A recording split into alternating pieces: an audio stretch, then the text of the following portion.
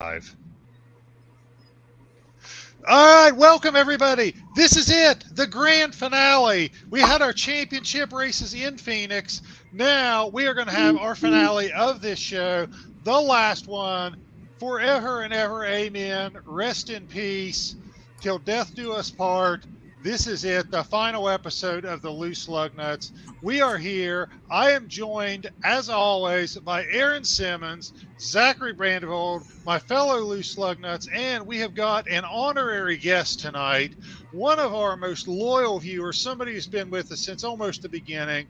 Mike Hora is joining us from Iowa. Before we get to introductions, I want to shout out to Adam Lauer, who is our other most valuable viewer. Adam, I've been emailing you, I've been texting you. We wanted to make this a fivesome. We wanted to have our own little Loose Lug Nuts basketball team. I never got any responses from you, bud.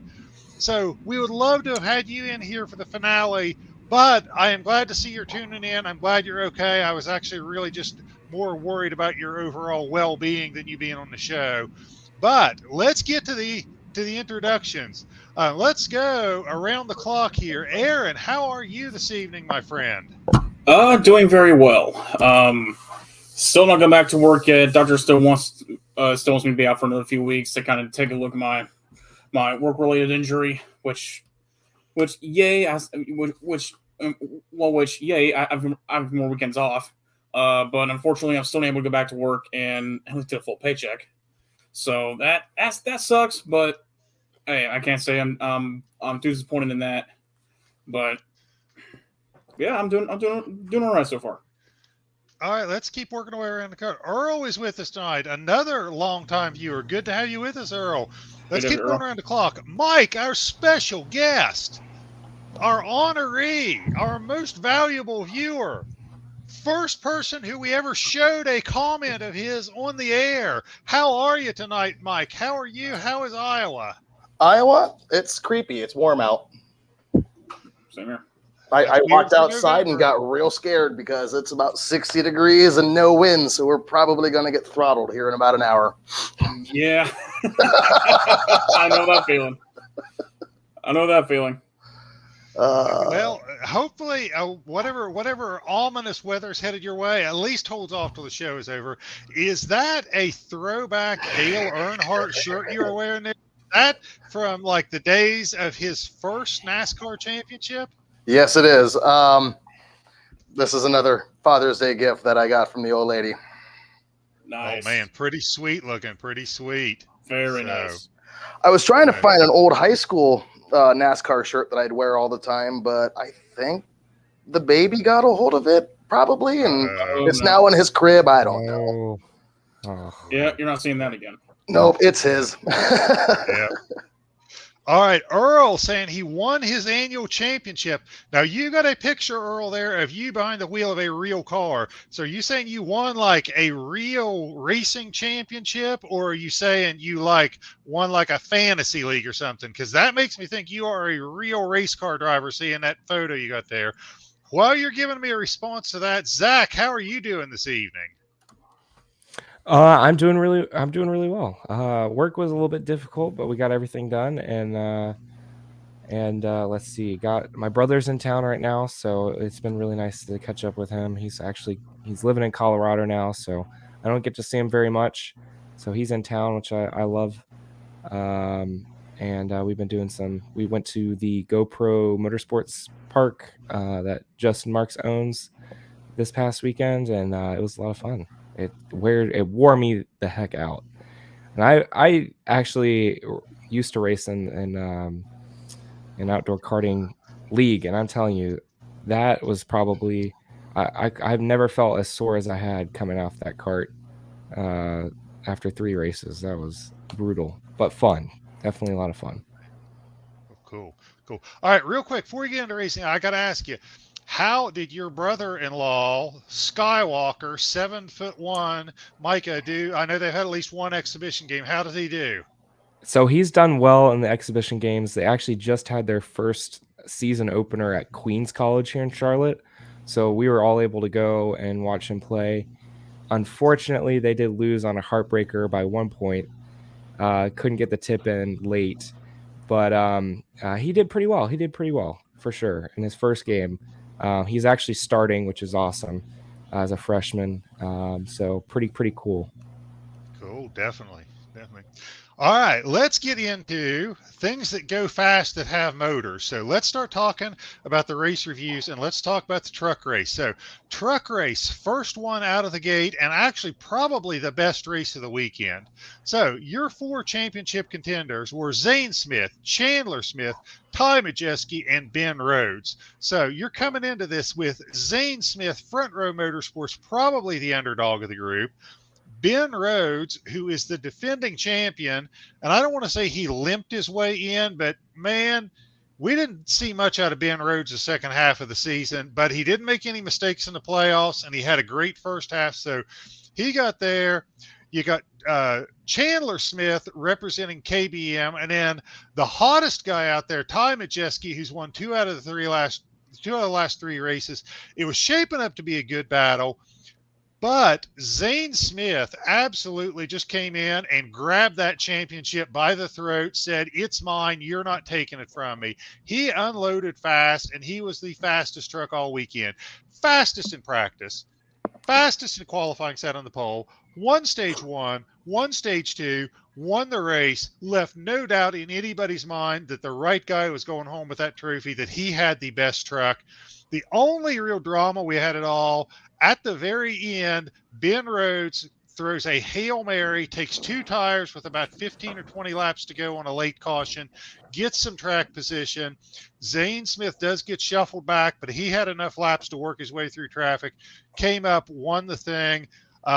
Pretty dominating fashion, a little bit of excitement with Ben Rhodes, but overall, though, even though Zane Smith won it all, it may have been the best race of the weekend. So what are you guys' thoughts on the truck championship and the truck race? Let's start with you, Zach. Yeah, I thought this was probably the most exciting truck race this season, despite, the person winning the pole first in all 3 stages. But yeah, I think we saw at the very least a bunch of those, the championship Ford truck drivers were all, racing at the top early. I think Chandler Smith was doing pretty well early on. Ty Majeski up there as well. So it wasn't a runaway at the beginning. I think from a stand, if you look back, I think you could say at least in stage 1, they all had speed. But yeah, just Zane Smith and that Front Row Motorsports team just absolutely nailed it. Fired on all 3 cylinders, exactly what you wanted for that championship race. And that's a credit to the team, the driver. And, I really did think Ben Rhodes was going to hold it there after he took his 2-tire stop, because he actually was doing really well. And Zane Smith was kind of struggling to get past people. But Zane ended up passing who he needed to pass and ended up getting past him. But Ben Rhodes, he fought and unfortunately just came up short. Yep. I got to say, I was rooting for Ben Rhodes. I wanted to see another drunk Ben Rhodes press conference. I was pulling for it so bad. Did you see where they had his drink? They named a drink after him at Phoenix. I can't remember what it's called, but they named a drink after him. Mike, give us your thoughts on the truck race and the champion. The champion, it was nice to see. I like Zane Smith.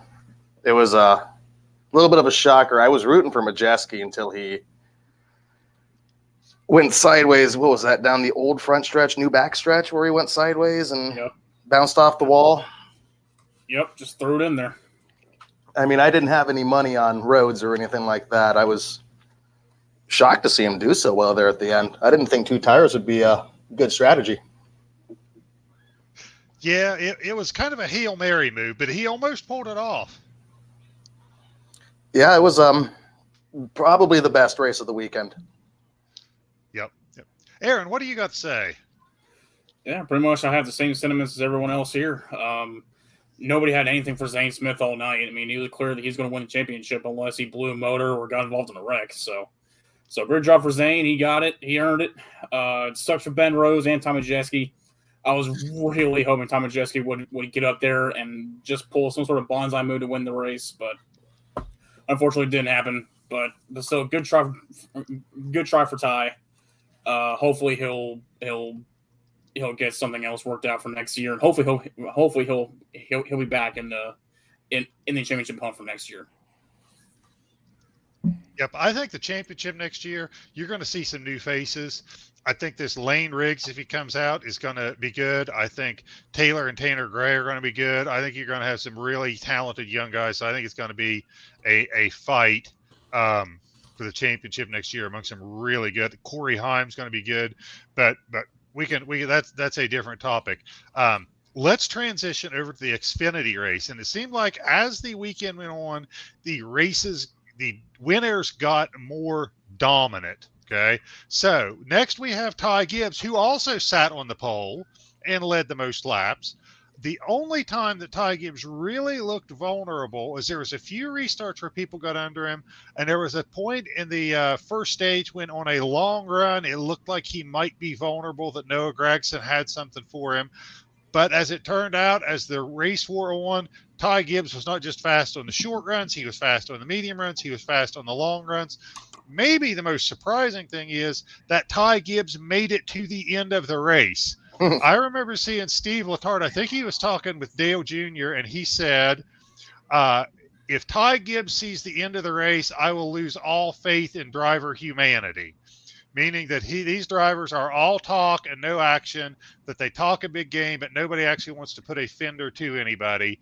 And let's face it, every one of the junior motorsports guys, even Sam Mayer, who wasn't in the championship race, had a chance. They were under Ty at some point and had a chance to turn him, run him into the wall, do something. None of them did anything.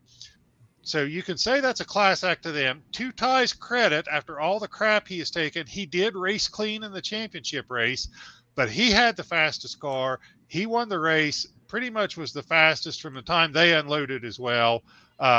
Not that much drama in the race other than wondering if somebody was actually going to take a shot at Mr. Gibbs. But let's go in reverse order. Aaron, what do you have to say about the Xfinity race?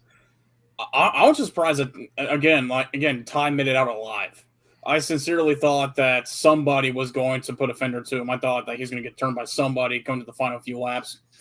I mean, but I think that they could have if someone was able to catch him. Because it was easy. Ty had the fastest car all day. Nobody could keep up with him. Not even the hottest guy coming in here, Noah Gragson, could keep up with him. Which, actually, he won this race, I believe, earlier this year. And he couldn't keep up with him. So, obviously, the good guys learned something from this weekend or the last Phoenix race. They applied it for this weekend, and it paid off humongously. So, Ty, obviously, deserving of the championship, or at least for this race. You couldn't make a claim for Noah. But that's the playoff system that we're in. But anyway, congratulations to Ty Gibbs. He earned it that day. He raced clean. He raced professionally. I can't say anything more than that. Yep. Mike, what do you have to say? I feel like I owe somebody money.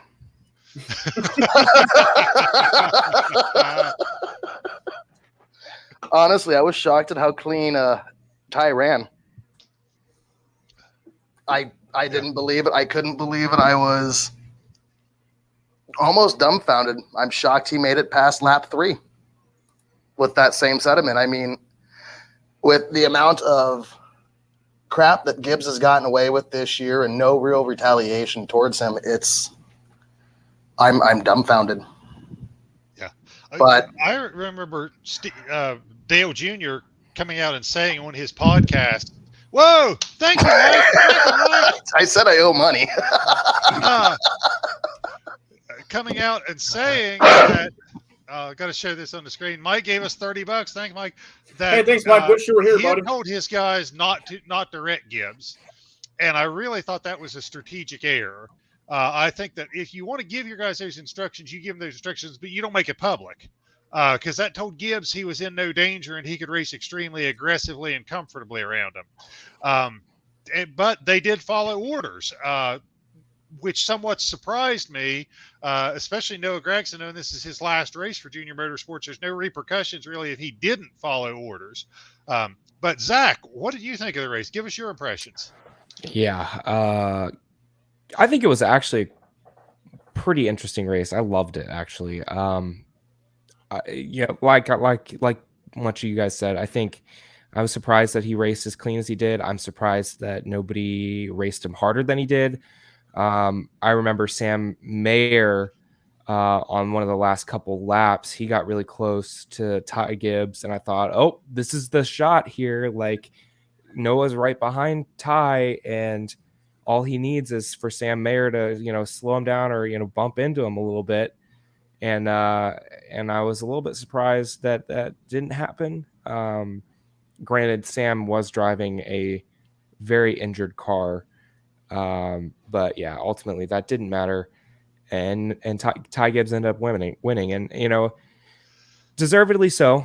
As much as that pains me to say, he deserved this championship, and because he was the fastest car and the fastest team at Phoenix. But I was rooting for Allgaier. I would have loved to seen him get his championship, but ultimately it didn't come into fruition. I thought he was going to have it there for a second when he got past Ty, and he was kind of pulling a little bit of a gap.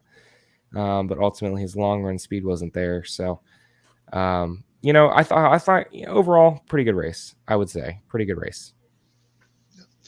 All right, so let's get on to the main event, the title card, the heavyweight championship, the Cup Series race, where we had Joey Logano, we had Ross Chastain, we had Chase Elliott, and we had I'm blanking out. Oh, we had Christopher Bell. Sorry, brain fart for a minute. Christopher Bell. So coming into this, once again, the race winner sets on the pole in Joey Logano. Joey Logano, according to Vegas, was not one of the favorites. They had Chase Elliott as the favorite. You talk about a dominating performance. In the entire race, Joey Logano was ahead of the other Championship 3 competitors for all but one lap. Penske had this track figured out. Joey Logano wins it. Guess who is second? His Penske teammate, Ryan Blaney. They had this place absolutely figured out. It was also a race of mistakes. So let's go through this. Christopher Bell, critical problems on pit road, 2 different occasions. At one point, lost 11 spots in stage 3 on pit road. Ross Chastain, mistake on pit road in the third stage. I think restarted 8th or 9th. May have actually cost him the championship because he was coming at the end. He drove through the field, got up to 3rd place, and was closing the gap. If he didn't have all that ground to make up from the bad pit stop, he may have been there.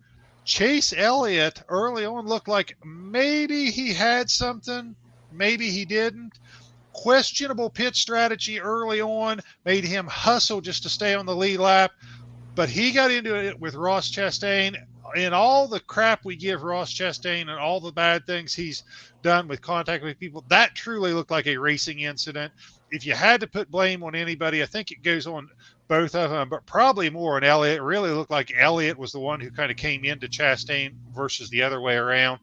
But at any rate, he wound up spun around, hitting the nose into the inside wall, and is a non-factor the rest of the day. But going back to Logano really seemed to have the fastest car all day. Chastain maybe had something at the end, but you got to give it to Joey. He drove a great race. He had a fast car. His team made no mistakes. So we now have another 2-time champion. We have 2 2-time champions racing in the Cup Series now in Kyle Busch and Joey Logano. This is Ford's first 2-time champion, I think, since David Pearson in like 1961. So Ford has not had a 2-time champion in a long time. Joey Logano, a lot of people hate Joey Logano. They say he's got a very punchable face, and he probably gives him a lot of reasons to be punched in the face. Chase Elliott is the most popular, but you either love him or you hate him.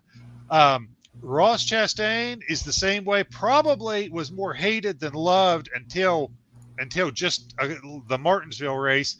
And Christopher Bell is kind of the guy who's nobody's got anything against him yet, but very different personalities, very different fan bases, but all very good drivers. But at the end, it was just Joey Logano's day. You can't say that based on one race, and that's how we decide our champion. One race that the wrong guy got the championship because Logano deserved it.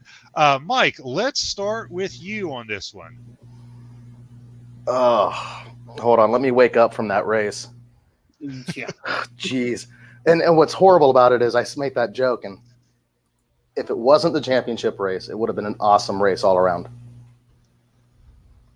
It would have been a good race. It was a good race. For the championship race, for the manufactured drama, the Game 7 moment, it failed horribly. Yeah. Yeah. Yeah. Logano really dominated it. You know, if it was a Super Bowl, it would have been a blowout. This is true. Yeah, that's true. Yep. All right, Zach, what do you have to say? I'm very happy for Logano. I'm not his biggest fan, but I can respect that. You know, Penske. I don't think it was I don't know. I don't think it was a shock to anyone. I don't think any of us picked him. Oh no, Tom, you picked him, didn't you? Aaron. Aaron, you did. Okay, that was a smart pick. But anyway, gauging based off of Penske's past races here and how they've done at the short flat tracks this season. I mean, Logano won Gateway. Logano has done well on pretty much every single short track this season, and Penske in general has as well. So I don't think it comes as too much of a shock that they did as well as they did. But you know, with the dominance that they showed, I mean, absolutely crazy to me.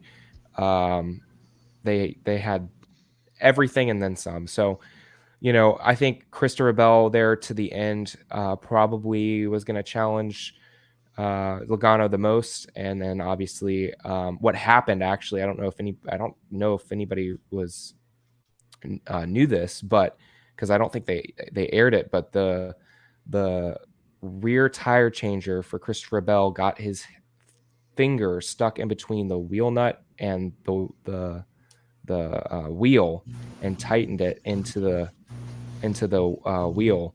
So he got pretty hurt, and that's why it cost so much time for that last pit stop. Otherwise, I think they would have been in a very good position to win. I mean, keep in mind their stops had been pretty good up to that point. I mean, 10-second pit stops. I think even a 9-second pit stop at one point throughout the day. So they were there, and I think they really had a shot to win. Christopher Bell did, but ultimately can't overcome, you know, starting almost dead last in that last restart. So very unfortunate, but I think he's going to do very well next season, kind of headlining that JGR lineup now that Kyle Busch is gone. Yeah, I heard him announce that on the race when they talked about him getting his finger caught, and they announce it so nonchalantly. Yeah. And I'm like, oh my God, that sounds painful. And I'm like, is his finger broken? Because you know, getting it in there with that big torque wrench, that had to hurt like hell if it didn't like actually result in a broken bone or something.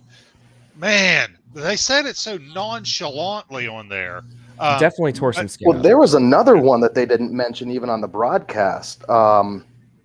Buscher's tire carrier was struck by somebody, which kind of threw me for a loop. Normally they make at least a little comment about that. They made a comment, but it was so, that's what I'm saying. I think this incident and the Christopher or the Bell incident, I feel like they just nonchalantly mentioned it in the broadcast, didn't really give it as much airtime. So I don't think a lot of people noticed it. I did actually hear that on the broadcast, and I was like, are you going to show a replay? Are you going to give us any context other than he just got ran into? And they didn't. So hopefully that guy's okay as well. All right, Aaron, what do you got on the Cup race? I'm like Mike. That race was so freaking boring to watch. It truly was. I mean, if NASCAR is truly going for the Game 7 moment, it needs to be at least exciting to watch instead of watching Joey Logano just basically dominate the entire championship 4 field and literally the race itself. I mean, literally the only guy who could keep up with Joey Logano was his teammate in Ryan Blaney. Oh, and guess what? He's not even in the championship 4, so he doesn't really matter. But that just sucks. I mean, great job for Joey Logano. He absolutely deserved that race. But again, the championship this year was weird in terms of championship, and at least in the Cup Series, at least. Because there was so much parity in the Cup Series this year, there wasn't really one guy you could definitively say, he should be the Cup champion. You can make a case for just about damn near every single one of these drivers that was in the championship, a playoff format, and at least 2 or 3 that weren't in it. You could make a case for. So it was just kind of like an odd championship to watch, but the ending was very, very subpar for me. It wasn't good to watch. Yeah, it was robbed of a lot of drama. It was. Yeah, and you got the feeling that Ryan Blaney is like the best teammate in the garage out there, because you got the feeling that maybe he had a little something for Logano, but he didn't press him, and you get the feeling he was sitting there just waiting on Chastain to get up there, and he was going to make it very difficult for Chastain to get around him if he did. That he was really playing blocker. It reminded me of, it was Smokey and the Bandit, and you know, he was the blocker. So. But anyway, those are the 3 races. Let's get into the racing news. So, Zach, this is your segment. Take us through the news segments. Absolutely. So, on a somber note, unfortunately, right after Ty Gibbs won the NASCAR Xfinity Series championship this season, Coy Gibbs, son of Joe Gibbs, died in his sleep. Very, very unfortunate. He was only 49 years old. Very, very sad. What are you guys' thoughts on this? Let's start with you, Tom. You know, this is, you talk about the highest of highs to the lowest of lows. They're celebrating a championship Saturday night for a young driver with an extremely bright future who's overcame a lot of adversity just within the last week to get there. Celebrating that championship and then going to the lowest of lows by having his dad pass away. I lost my dad suddenly, and I lost him at a young age, so I can somewhat sympathize, although I was a lot older than Ty. Devastating. And to Joe Gibbs, this is the second son that he has had to bury in the last 3 years. And I remember when I lost my dad, people telling me the only thing worse than burying a parent is if you ever have to bury a child. And now Joe Gibbs had to do it twice. So a whole lot to deal with for everybody in that organization, but especially a lot to deal with for an extremely young man in Ty Gibbs. So thoughts and prayers out to them. Don't have any idea what happened to Coy or what the cause of death was. Doesn't matter. You can't bring him back. So just devastating. You talk about going from the highest of highs to the lowest of lows. I can't even imagine what he's going through right now. Aaron. Yeah, same thing with Tom. I mean, think about it. If you go back 3 years ago, he had to bury his other son, JD, just 3 years ago. So, I mean, imagine having to experience one of the worst days of your life and then having to relive that 3 years later. That's devastating for a man. I don't care how tough you are or how strong you're mentally, that breaks you. And I feel for Joe.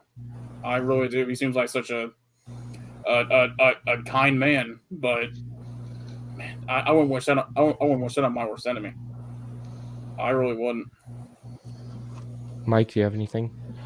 I mean, I'm in the same boat as everybody else. I couldn't even imagine going through something like that, and I worked overnight Saturday night, so I watched it on my way to work and went to bed when I got home, and I woke up to the news of that, and I'm like, huh?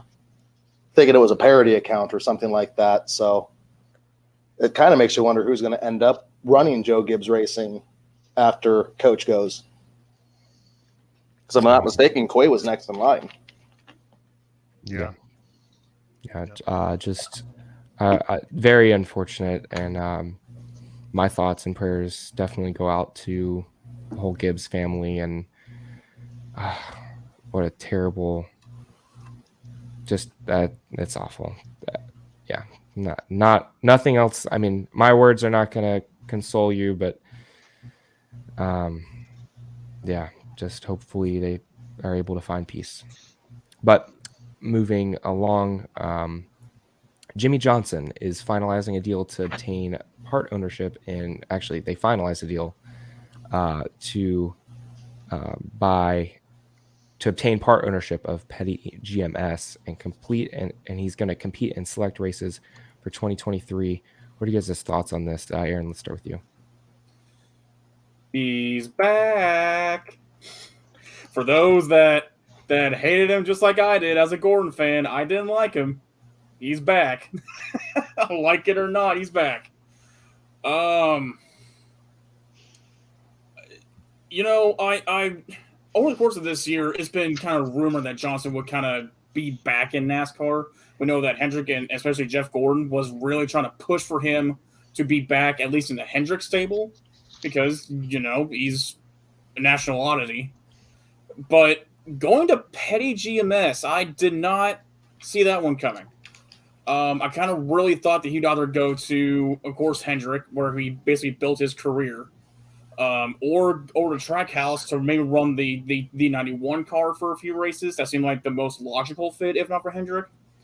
I truly did not expect him to go to Petty GMS. I mean, they've done good this season, but they're not exactly like championship caliber level teams. I mean, unless he's just driving just to drive to have fun, which I think he's at in his career now. He has nothing left to prove in the world of NASCAR. He's done it all. But yeah, I mean, I'm not. So I guess, in short, I'm not surprised he came back. I'm surprised on where he's gone to in the NASCAR world. Mike, do you have anything? Not really. I mean, I can see it now. Jimmy Johnson, 2023 Daytona 500 pole winner. That's about all I got to say. Honestly, I will take you up on that bet, Mike. I'll take you up on that. The only other thing I was going to say is it makes sense that he went somewhere that wasn't Hendrick because Jeff Gordon took over at Hendrick. So now he's somewhere where he actually has a management role opportunity. That's true.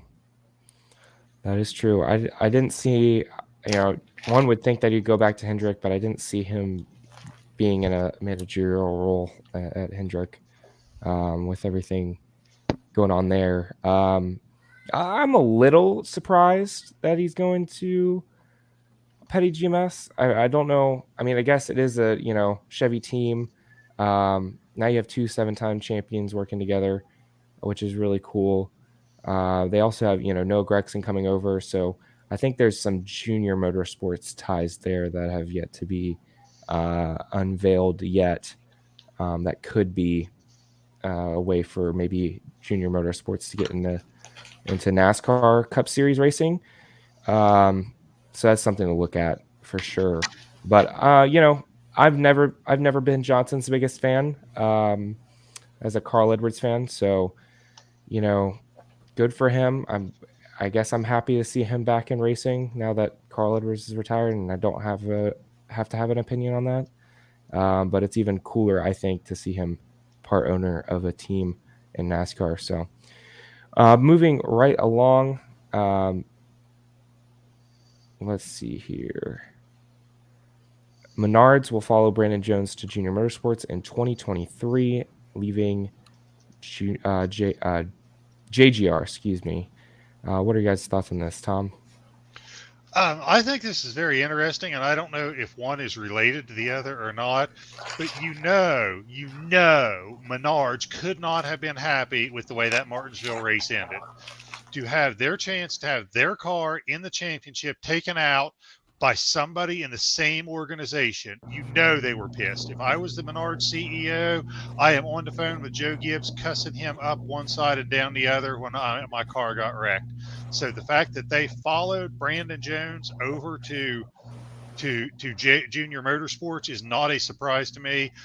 The bigger picture question I have is there going to be a ripple effect when Joe Gibbs Racing of sponsors not wanting to re-sign or being hesitant to re-sign if this is the way Ty Gibbs is going to act and drive, not just the way he alienates fans on a week-to-week basis, but if he is going to be taking out his own teammates. The one that comes to mind, Ream. Ream has been in the sport for 15 years. They've been a huge sponsor of Christopher Bell. They have re-signed for 2023. They did that back in September. But guess who the executive chairman of Ream is? Brandon Jones' dad. Good luck renewing that for 2024.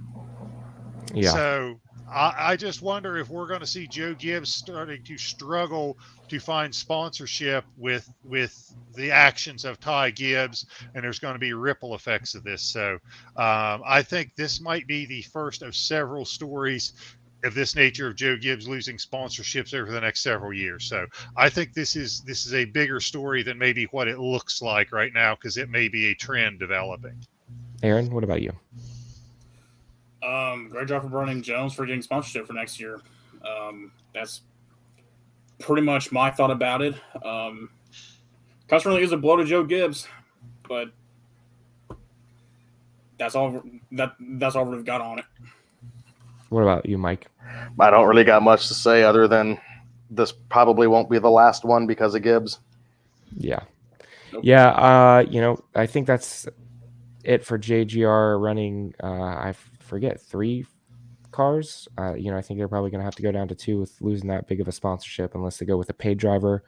I'm with Tom. I'm with you on this. I think Ream is definitely going to go somewhere, and I think you would probably be looking at Petty GMS with Noah Gregson potentially, and then Junior Motorsports if they end up sponsoring one of their cars in the future.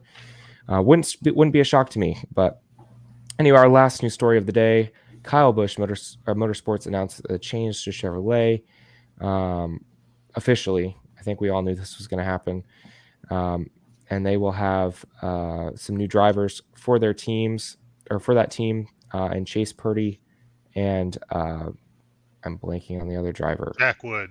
Thank you, Jack Wood, as well as I think they have a part. No, Chase Purdy is part time, or no, Jack Wood is part time. Excuse me, right? Jack Wood will be the anchor, and then they've got kind of a rotation of drivers. Correct. So, what are you guys' thoughts on this, Mike? Let's start with you.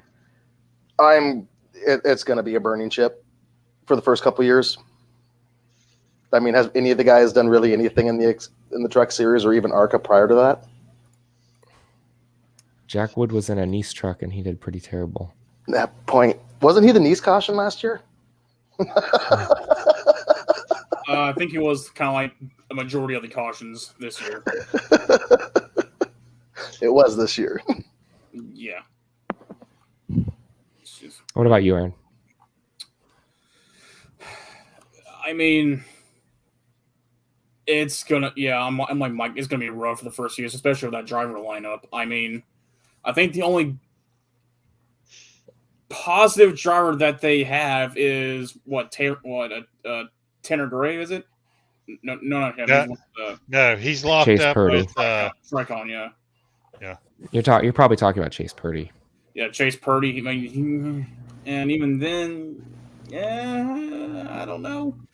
But I don't know. It's gonna be a rough ship. Tom? Yeah, I read this and I'm like, okay, yeah, they're switching to Chevrolet. Not a surprise. We all saw that coming. Then I saw the drivers and I'm like, really? Was Ricky Bobby and Cody Ware locked up? Did you not get either one of them? I was like, wow, Chase Purdy and Jack Wood. And I'm like, could we? Yeah, apparently either those guys are way better than we give them credit for, or there is just not anybody out there that's not already locked up with somebody, because I was shocked. I was like, wow. Yeah, I think it's going to take them a while to get a true driver development program together and get some real talent in those trucks. So is Kyle Busch going to run any races? Because it'll be interesting to see the disparity in talent and how that translates into finishes.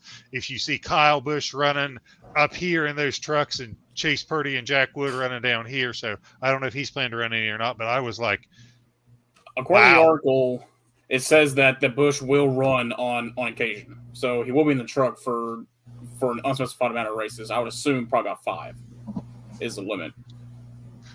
You know, Zach, you said you had some experience racing karts. I'd keep my phone handy if I were you. You're in the Charlotte area. You know, you've probably got I'm at free. least you have at least as many wins as those two do combined. So I might be able to get some sponsorship too. I'd keep your phone handy if I were you. Yep. I'm hoping. I'll give him good reference. I mean, you kick my butt on E5 all the time, and so I'll give you good reference if you need it. All right, there we go. In exchange for race tickets, of course. And we might have a league that'll sponsor me, right? Maybe. Is it in the budget? I can picture the back. We'll talk about it. The back of Zach's truck will say, it will read, "Don't worry, I've done this on Xbox." Yeah. And then the commentators will butcher my last name.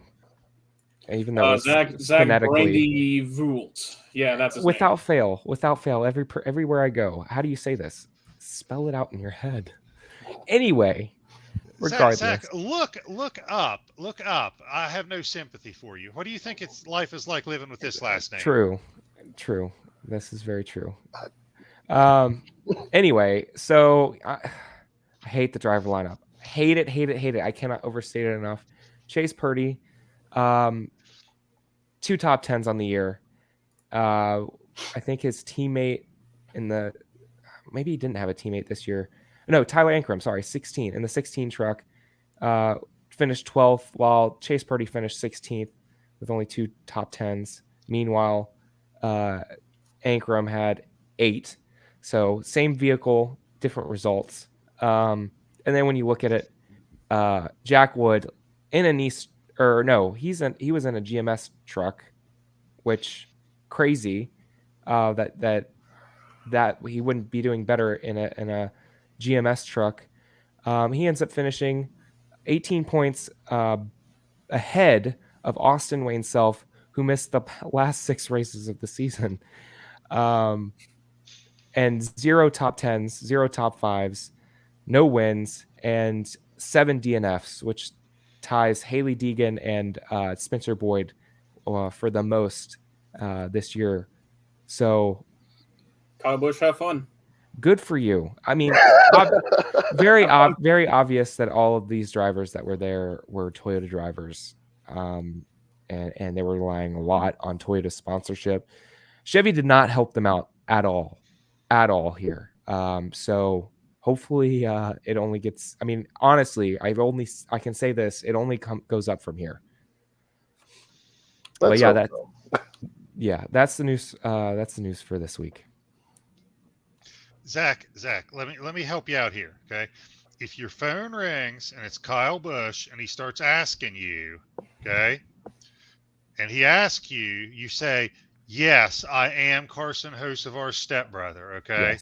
Yes. It'll help. It'll help. It makes it sound like you got it in your blood, okay? Look, I found out that Kyle Busch Motorsports Facilities is on the way to the GoPro Motorsports Park. I drove past it the other day. I'm gonna make an impression. An impression. They're gonna be talking about me from down the street. Okay. All right, let's go to who's hot, who's not now. Let's transition over. Mike, as our special guest, we are going to let you go first in who's hot and who's not. So the screen is all yours, but give us who you got for who's hot and who's not. Well, first off, I just realized I blended in with the wood paneling behind me. Secondly, who's hot? I'd say the entire 2022 season for the most part, other than a couple races and the head traumas. Oof. It was a pretty damn good season. I mean, yeah. I can't really complain. I don't think any of us could really complain about it. And what's not hot is Coy Gibbs passing within 12 hours of his son winning the championship. That has to be the worst thing on earth to go through.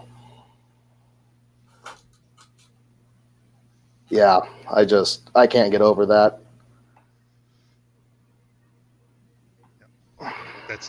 That's devastating. Okay. All right. Aaron, who you got for who's hot and who's not? All right, so for my who's hot this week for the final time, I'm going to go with Mike here and just say this season has been absolute chaos, and I absolutely love it for both the good and the bad reasons. I mean, this year you had 19 different winners. 19. I think that's been the most since, oh God, we set the set earlier this season. I completely forgot what year it was, but It's like 98, 99? yeah, something like that. Some in the 90s, but a ridiculously long time ago in terms of us, even though I was alive back then. But anyway, just the amount of new drivers that won this year has been ridiculous, and it's all thanks to this new car, I believe. It's actually showcasing talent this season, and so who's hot this year? I got to give it up to just the sheer chaos of the season. On the flip side of that coin, who is not the next gen car? Even though I sung its praise just mere seconds ago for its parity and bringing out the true talent, it has its flaws, and many of them. Of course, notables: Kurt Busch being basically forced to retire due to concussion. He suffered in the car. Alex Bowman getting a concussion. Tyler Reddick supposedly getting some sort of injury from this car. Alex Bowman with a concussion, Cody Ware with a significant injury. So even though this car has produced a lot of chaos throughout the season, it's still got a long way to go before it's going to be considered, a decent product, in my opinion. But yeah, not the next gen car. Also, the single lug nut tires. I'm throw that in there because it looks stupid on this car. It really does. It looks so out of place. I hate it. I hate single lug nuts more than I hate the number placement. I'll say that right now. I hate it. All right, Zach, who you got for who's hot and who's not? Well, I'm going to say Joey Logano, obviously, because he won the championship. This also puts him, I think, in very good conversation as far as, one of the top drivers in NASCAR, not only right now, but, he's getting there and being the top NASCAR driver of all time. He's not there yet, but he's, in the top 5, which is, pretty good when you look at it. When you look at his career, his age, you can't knock him. 2 championships and pretty dominant career so far with Penske. So good for him. I also want to kind of throw in NASCAR, like you did. NASCAR, this season, I think is just what NASCAR kind of needed. I feel like excitement and viewership to a certain extent, and new ownership are all at highs right now. You got a lot of things brewing, and I think NASCAR is in a good place going forward. So I think they're also really hot as well. As far as my not, I'm going to say Hendrick Motorsports / the new playoff format. Hendrick, they had a shot at the championship with the 9. They also had a shot at the championship with the 5 car of Larson. Neither of them could pull it off. And Elliott would say, he won the regular season. He was okay during the playoffs. He really didn't do well as well as he did during the regular season. And I think that's what overall, obviously hurt him. But I think a lot of people, at least with the new format, new playoff format that we've seen, we would not have the same champion as Elliott would be, I think, the champion based off of the format. And yeah, I don't think that they're would be too happy about it. I think Elliott had a pretty strong season, and Elliott fans knocking themselves for the playoff format. Yeah, the playoff format's always going to be something that gets debated. But it is what it is right now, and we got to recognize Joey is the winner. But as far as my who's hot and who's not, poll winners, the winner of every championship race also qualified on the poll. So you had Zane Smith, you had Ty Gibbs, you had Joey Logano, all qualifying on the poll and all winning the championship. Never been done before. So I'm saying who is hot is the poll winners, okay? So that is my who's hot. Now, who's not, okay? Me, the guy I see in the mirror, the guy I look at every day, not hot. Here is why. I am in 2 fantasy leagues for NASCAR, 2. One of them is just a season-long points championship. One of them has a playoff format and a championship 4. I am in the lead by like almost, I think, 20 points in the one that is just points going into the last race. In the other one, I am in the championship 4. I'm in the championship 4, and I got Chase Elliott. I am not looking bad at all. He might be the only guy that has something for Logano, and nobody else in the championship 4 picked Logano. So I'm sitting there going, even if he doesn't beat Logano, I got this. And then he gets wrecked. I also had him in my starting lineup in the other league. And you can call me Denny Jr. because I choked away a 20-point lead on the last race of the season to blow that championship too. So I wind up losing both championships. And by the way, the league that has championship 4, this is the second straight year I've qualified for the championship 4 and not made it. So that name there on the screen, Tom Willoughby, I'm about to change it to Denny Jr. the way I'm going. So who's not is me. So move on to green flag, red flag before I get out the razor blades. Okay, so green flag, red flag. Of course. I mean, if you've been here for a while, here's how it works. We will say a statement or a question relating to NASCAR or some forms of motorsport news, and we will kind of either agree to statement, which is a green flag, or disagree with it, which is a red flag. And so if you want to play from home, go ahead and comment down if you agree with it or disagree with it by saying green flag or red flag, and then go ahead and tell us why. Because we are curious creatures, and we like to know kind of what you think. So, first one of the night, green flag or red flag, NASCAR should rotate the season-ending race to different tracks and not have the championship race at the same track every year. Green flag or red flag? Tom, we'll start with you first. Green flag. We really should, because you can be a driver who is really good at one track or just a handful of tracks, and if you find a way to get to the championship 4, that gives you a huge advantage. And it doesn't just give you a huge advantage one year, it gives you that advantage every year, okay?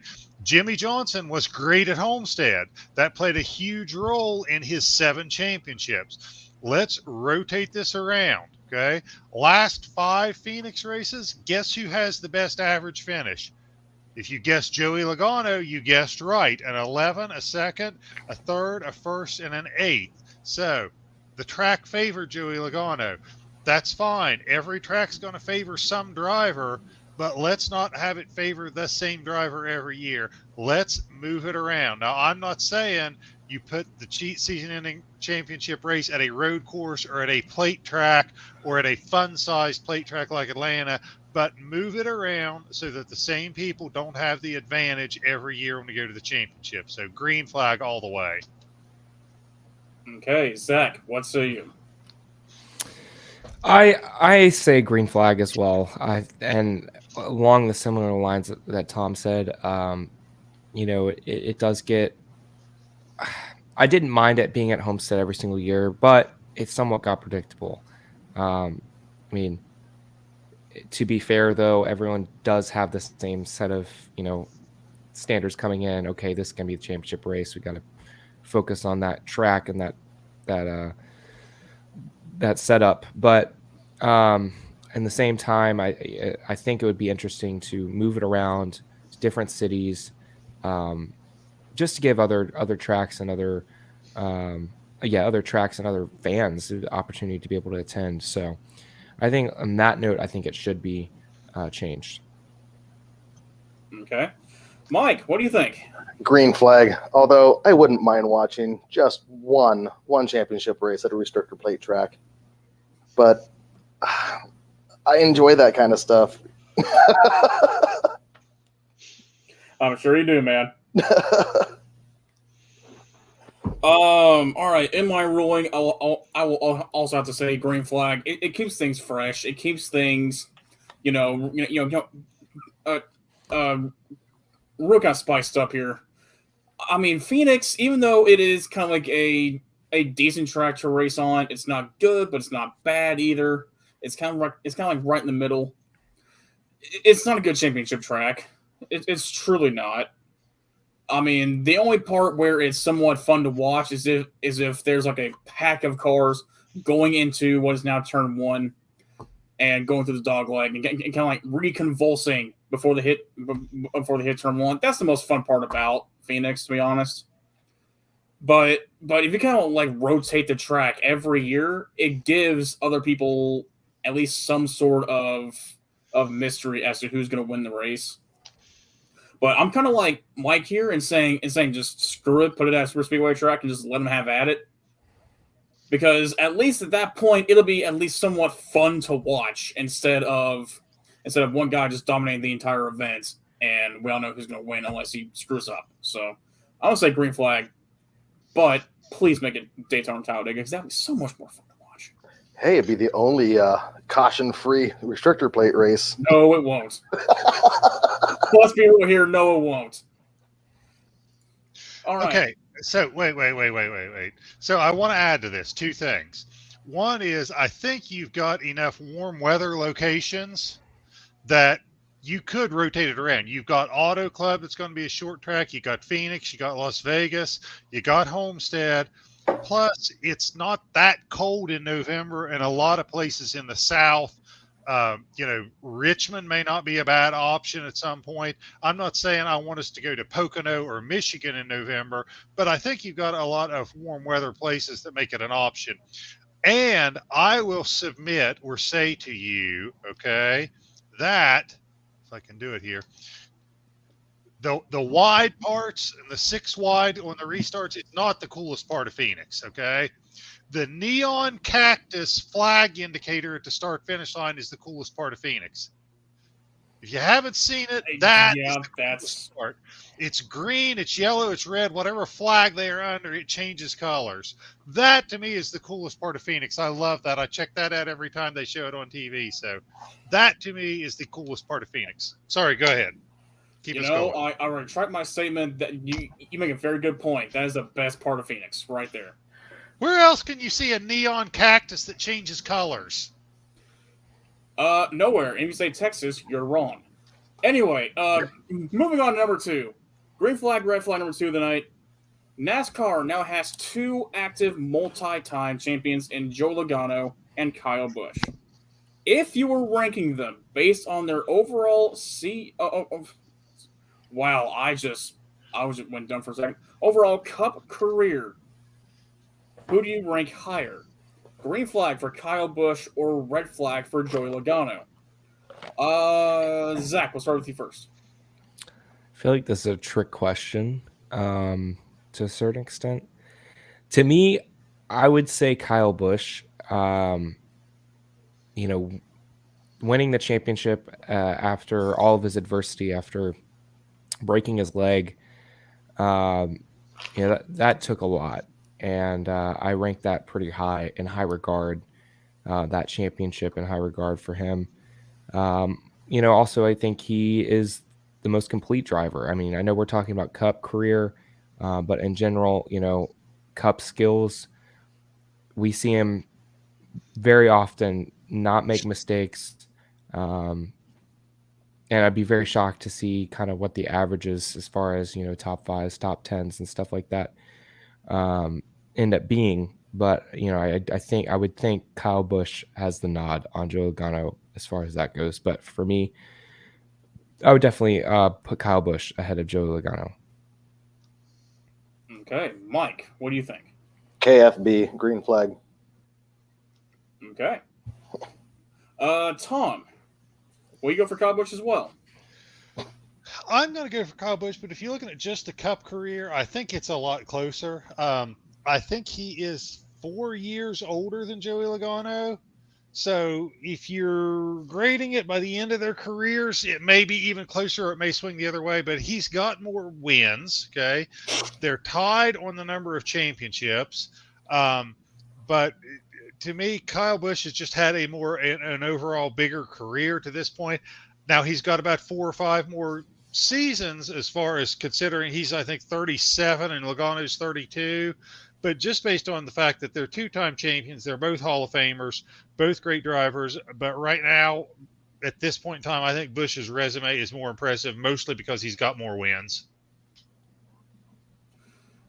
Yeah. Honestly, this one's kind of a tough one. Because even though Joey Logano doesn't have the amount of wins that Kyle Busch does, they still have the same number of championships, and Joey Logano is much younger.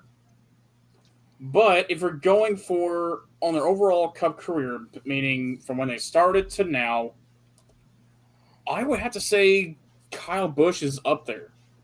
I'll have to say Kyle Busch is above that. I'll agree with all three of you here. I mean, just take a look at kind of how their team transitions went.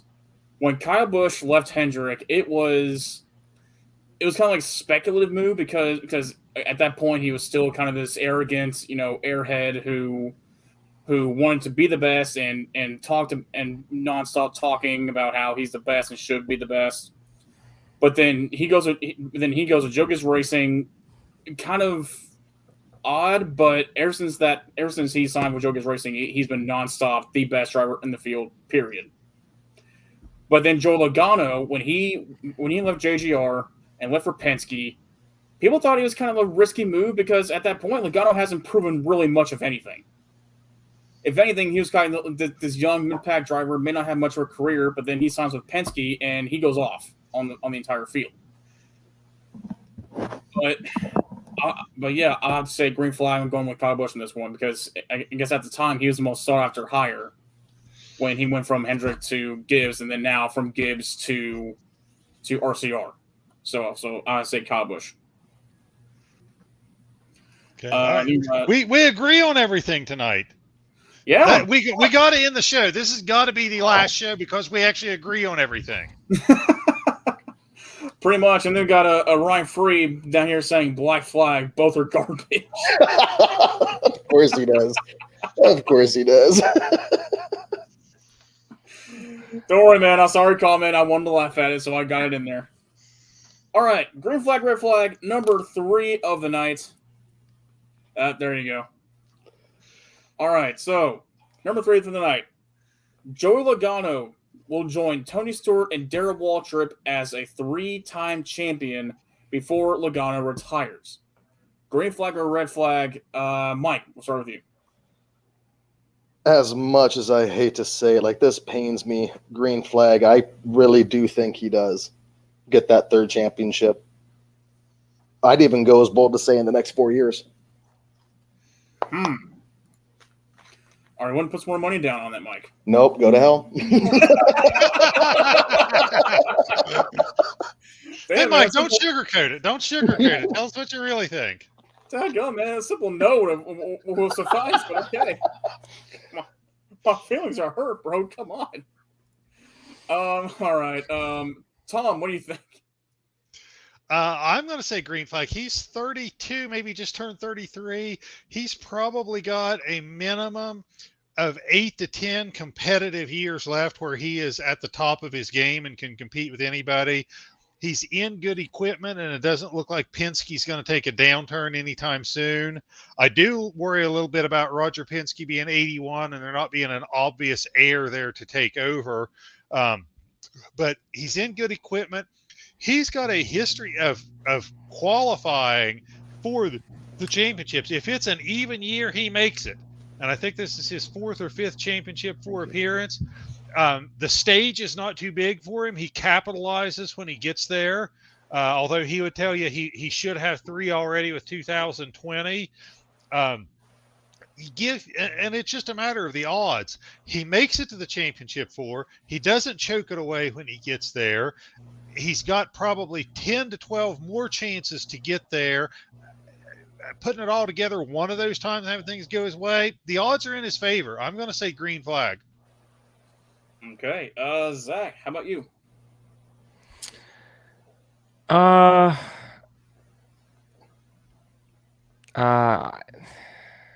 gonna say red flag. I don't think so.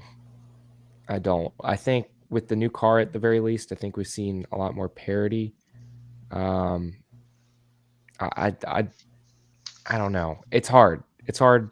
I'm just gonna say no because I want to disagree. There it is. Now he says it. I'm not going to disagree. I'm going to say green flag. I mean, honestly, this is probably the most obvious out of all of them.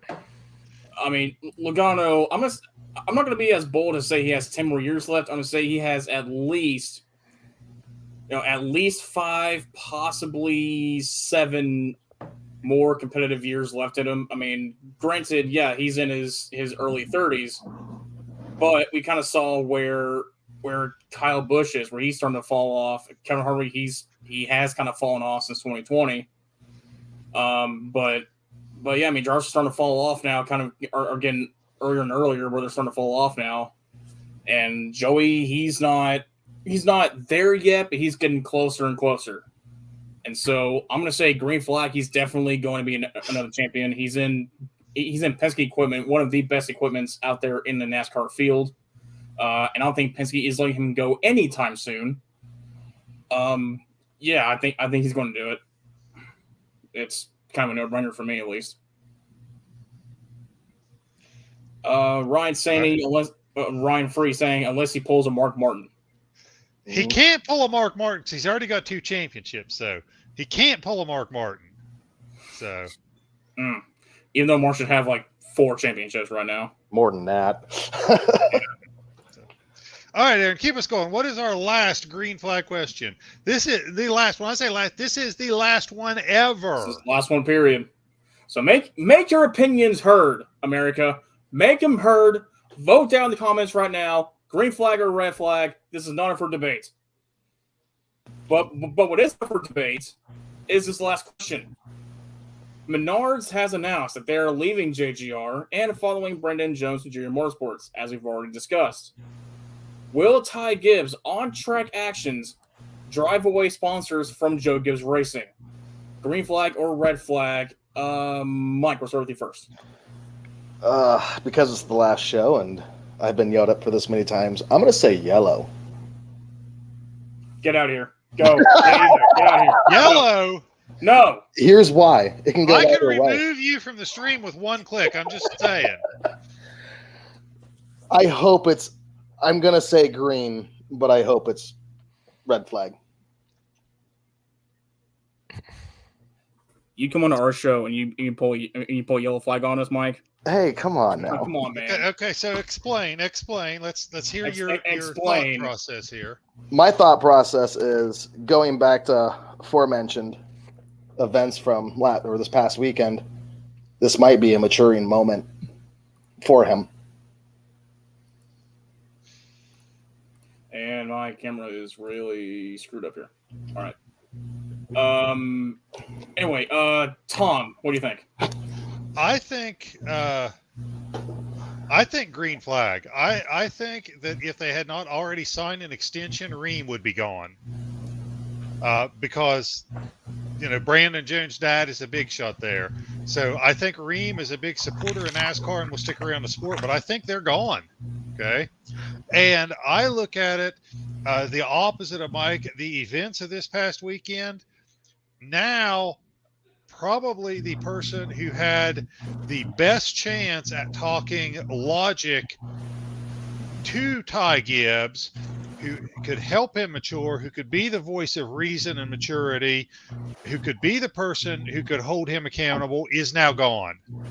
So, if anything, I would expect his actions to escalate next year because he hasn't got that moral compass that for a lot of us, our dad always was and helped us as we're maturing. So he's lost potentially that moral compass. Now, I know he's got his grandfather, but that's a grandfather. That's not a dad. If anything, I think Ty Gibbs gets worse. So I think green flag that you're going to see Ream depart, and you may see others. And I don't think Ty Gibbs is going to get any better, just to be honest. I think if anything, the events of the weekend make this worse because he doesn't have that voice in his ear that can talk sense to him and hold him accountable. So, I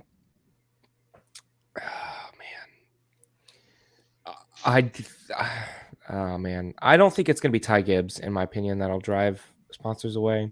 I do agree with you on your point about Ream. The damage is done there.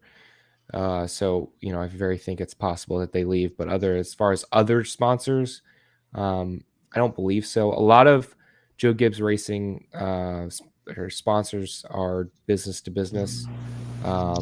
So meaning they're all, they have mutual interests, Interstate Batteries, Safe Light, that kind of stuff. All intermeshed together, selling stuff together. So I don't necessarily think it's going to be Ty Gibbs driving sponsors away. Like I said, Ream is already probably gone after this last extension.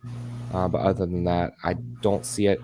And I think we might see a maturing Ty Gibbs, hopefully, fingers crossed, coming into the Cup Series next season. Although I don't know, that hasn't been announced yet. If not, the Cup drivers will sure as heck humble Ty Gibbs on the track. So we shall see. I want to say this is a definite green flag for me. I mean, we've seen throughout the years. I mean, just take a look at Kyle Busch. His actions damn near cost him M&Ms. I mean, it damn near cost him a lot of his sponsors. Back in his day when he wrecked Ron Hornaday Jr. under caution. There's been a lot of talks about M&M backing out all because of his actions. Now imagine if you're sponsoring another driver on, in that same team, and his teammate and a teammate takes him out. Now what? I mean, yeah. So I'm gonna say green flag. If Ty Gibbs doesn't get his act under control, it could cost him sponsors. So I'm gonna say, yeah, green flag. This is just, yeah. We've seen it before. We'll see it again. Okay. All right. We are wrapping this thing up. We only got 2 segments left.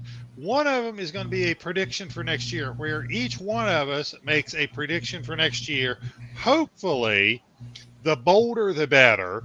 So let's start with our predictions for next year. Aaron, let's start with you. What is your prediction for next year? All right. My prediction for next year is that 23XI will take the necessary leap forward with Reddick at the helm and will be a championship threat for next season. I mean, we've seen the talents of Reddick over at RCR, which is basically mid-pack equipment. And he's gotten 3 wins, beating Chase Elliott, beating, Joey Logano, beating the best of the best in the Cup Series with mid-tier equipment. I mean, once is a fluke, twice is a pattern, 3 is a guarantee. And so Reddick definitely is, has kind of broken the ice of getting that first win and has went out and gotten 2 more. And so I think with that, 23XI has gotten, I think, the better of the deal between Busch and Reddick. So yeah, 23XI, I think it's going to be a lot more formidable, opponent for next year for a lot of these teams. So I'm gonna say that's my prediction for next year. I like that pick. Yep. All right, Mike, what's your prediction for next year? Well, since he brought up Busch, honestly, I see RCR reemerging as a championship threat with Kyle Busch behind the 8 car. I see a 2000-esque senior resurgence in Kyle Busch. Yeah. What a story it would be if Kyle Busch finally gets his Daytona 500 win in his debut with RCR. What a story that would be. Well, I mean, if Ty Dillon can win on the anniversary of seniors 500 win, I could see it. If it wasn't Dillon can win, it's surely Kyle Busch can. That's what I just thought you were going to stop there and just say, if it wasn't Dillon can win it, Kyle Busch surely can. I thought, yep, that's good enough for me. All right, Zach, what is your prediction for next year? Okay, so I was gonna go with Cody Ware. Wait for it. He was gonna finish, above last place in the championship. However, that would be bold. That's bullshit. However, I know that's gonna happen, and I don't think that's a bold prediction. So I'm gonna go with Roush Fenwick Keselowski will make the playoffs next season, and we'll have multiple wins as an organization. That's what I think is going to happen. It's going to be a somewhat bold prediction based off their performance this year. They've really improved over the last back half of the season. I think in the playoffs, they really showed what their car is about, with the exception of them being slightly light at Martinsville, just slightly light. And that they have shown that they'll do whatever it takes to win. I think they got DNF twice this season. Or I'm sorry, penalized and not scored twice this season. So, I think this is a pretty bold prediction, but I think it'll happen. Okay. All right. Okay. Yeah, both of the big penalties were for the 16, not the 17. True. It was a 100-point penalty for Keselowski, and then he was light at Martinsville. I submit that the car would have probably made weight, but when Keselowski saw Chastain coming on the last lap, I think he shit his pants, and that's where they lost the weight. It's fair. That's a fair point. Yeah. Okay, so since you guys all made positive predictions, okay, of people who are going to do better and people who are going to make resurgences, I'm going to go the opposite way, and I'm going to say who's going to take a step backwards. Okay, Trackhouse Racing is going to suffer a sophomore slump next year. Okay, they are going to take a step back by having fewer wins, and they are only going to have one driver qualify for the playoffs. So, Trackhouse Racing, much as I love the thing that Chastain did at Martinsville, and that will be talked about not just for months, but for years and decades, I think next year they take a little bit of a step back. It's a sophomore slump. They find out it's not as easy as they thought, and that they're going to have a little bit of a down year next year. I still think long-term they are a powerhouse in the sport. I think they are going to be right up there with Hendrick and Joe Gibbs Racing long-term, but I think next year is a step back for them as they hit a sophomore slump. So that is my pick. I also want to say, since I brought up Trackhouse and Chastain, I saw the shirts that Ross Chastain is selling. Hail Melon and something about Ride the Wall. I like my name better, okay? If you're out there, if you're watching this, Justin Marks, okay? My name for that was better. Send it to end it. Because he went full send on the last lap. It rhymes. It's catchy. That's what you need to put on the T-shirt, okay? So I'm just saying, guys. You can reprint them. You can remarket it. You can sell more of them. Send it to end it. Because he went full send on the last lap. So just saying. Put a recall out on the shirts you already sold and rebrand them. Yes, that's absolutely. Yep. So All right, we are down to the last segment of the last show. This is where we usually do our white flag segment and people talk about anything they want. But this time we are going to do it a little bit different. And what we are going to do is we are going to ask everybody to recount a favorite memory of the show. So if we got anybody still tuning in, feel free to put up your comment of whatever your favorite memory of the show was. But we're going to start with our favorite memories of the show. So, Zach, why don't you go first? Sure. All right. I'll start this off. First of all, loved every minute of this. I love talking NASCAR with you guys for sure. So I will miss this. But I think my favorite episode would be the All-Star race review with the All-Star cast. We had 4 of us: Tom, Aaron, me, and David joined us for that one. And that was a lot of fun, I thought. I think we were all just cutting up, and we all had pretty good insights. So I think it was one of our most well-polished episodes, and had a lot of fun with that one. I also like the, at least my favorite segment would probably be the paint scheme face-offs. That was my favorite segment. So, yep, that is my favorites of the show. All right, Mike, what was your favorite? You've been with us almost since the beginning. What was your favorite memory episode segment? Give us a memory to share. The look on Zach's face when I posted what my girlfriend had said. Oh my God, he made a joke. He made a funny joke.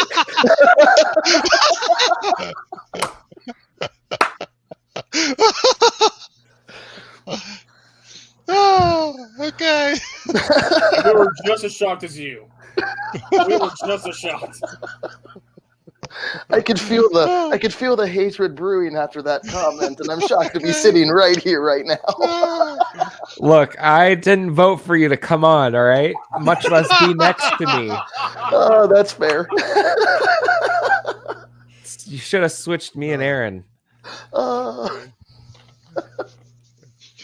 Okay, I'm going to go next here, and I'm going to go back, and we are a little bit technologically challenged here. Not by technology, but by our own ability to operate it. And I think we were about 6 shows in before we realized we could show comments on the screen. Okay. So I'm going to go back to the very first comment we ever showed on the screen, and it was from Adam Lauer, who, along with Mike, has been our most loyal viewer. And if Adam, if you're still watching, I hope you are. I hope you remember this. But that was the first comment we ever showed on the air. And Adam, we would love to have you in here with Mike. We just couldn't connect with you. And he is talking about Kyle Busch and either winning in the Xfinity Series or Truck Series. And he's saying it's like if I signed up for 7-year-old Golden Gloves tournament and acted like I acted like I really accomplished something, getting a trophy. Talking about Kyle Busch there. So that was like, wow, this is a technological breakthrough. We thought it was so cool and we could show comments on the air. So that was the memory that I'm going to share with you because I really wanted to incorporate Adam into this somehow. We were able to bring Mike in here, which was awesome. I felt bad we couldn't get Adam in. So at least I'm going to reference Adam by showing his first comment we ever put on the screen. This is why I do what I do for a living, and I'm not a producer in real life. So that gets us to Aaron. Give us your favorite memory of the show. You know what? I'm not even going to say anything about my memory. I was going to let you play the clip, Tom. Oh, okay. Do I have to go to the YouTube to show it? I believe so. Okay, hold on. I'm not saying a thing. I hope you guys can hear this when I play it. Give me a minute.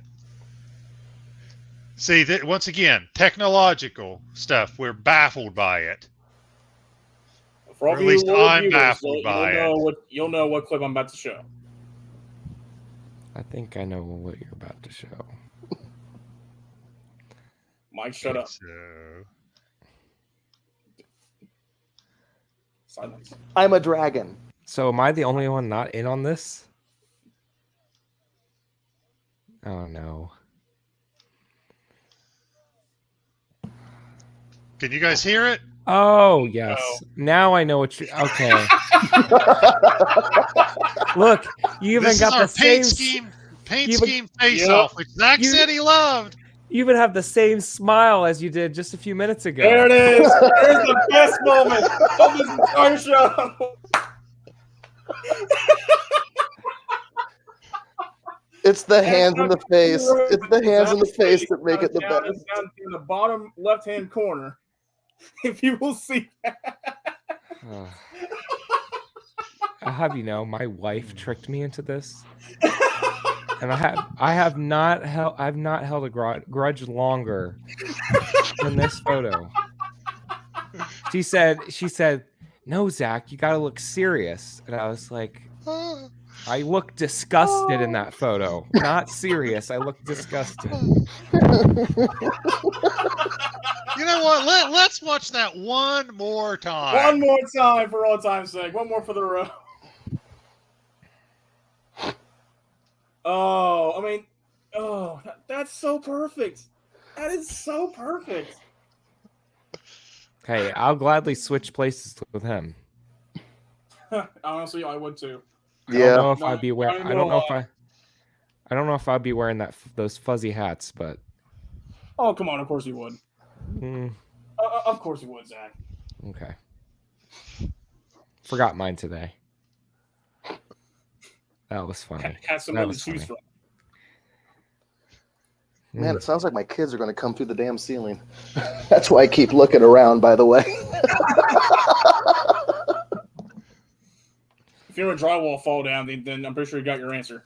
Oh, no, it's plaster and lathe, so it's even worse. That stuff has some weight to it. Yes. Yeah, okay, we can take this off the screen. We've left it on long enough. No, we can't. No, we can't. Leave it up. Left it on long enough.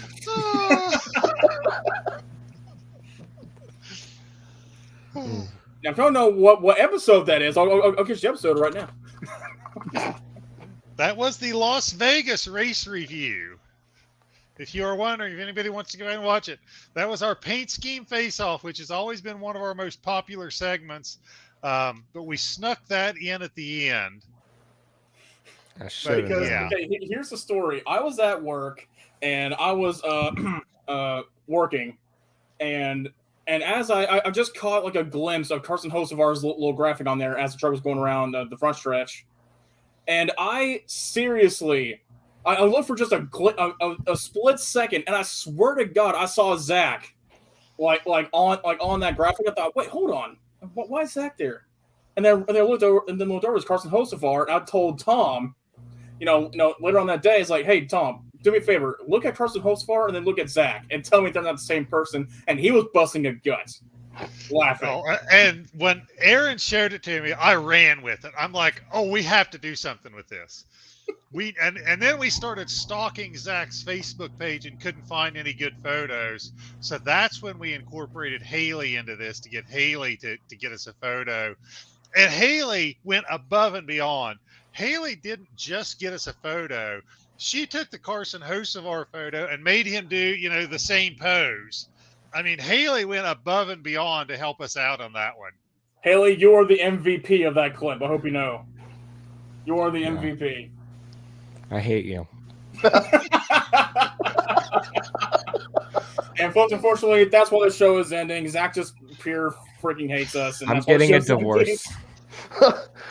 Oh, Zach, you don't know it, but you're already in trouble if Haley ever hears you make the comment you would trade places with Carson Hocevar, because she's going to be like, really? Is life bad being married to me? Really? So she ever hears you say that, you're in deep trouble. Yeah. The divorce may not be entirely one-sided if she hears you make that comment. So I'm just telling you. You're not wrong. So, all right. With that, it is time for us to wrap this thing up. We do have a lot of good memories. We did have a lot of fun. A little bit sad that it's coming to an end, but just we got different things going on in our lives and a lot of stuff going on. But we have been through this with each other through so many different things. You know, we have seen Zach get married. We've seen me have a heart attack. We've seen Aaron go through school. I think you graduated one time through all this, didn't you, Aaron? When we were on the show, or were you already in the master's program when we started the show? I was already in the master's program. I knew I graduated. knew you. Zach Graduated. I graduated. We've seen each other through a lot of different things in life in just a short amount of time. I think we've all grown closer because of it. We've picked up some new friends along the way, like Mike and Adam. So this is something that I'll always cherish, but we've all just got different things going on, and it's a huge time commitment to try to put this hour show together. But we thank you guys for everything, and most of all, thank my co-host for all the memories we've created. Absolutely. Absolutely. Gonna miss it, With guys. that, goodbye, everybody. We will catch you all later.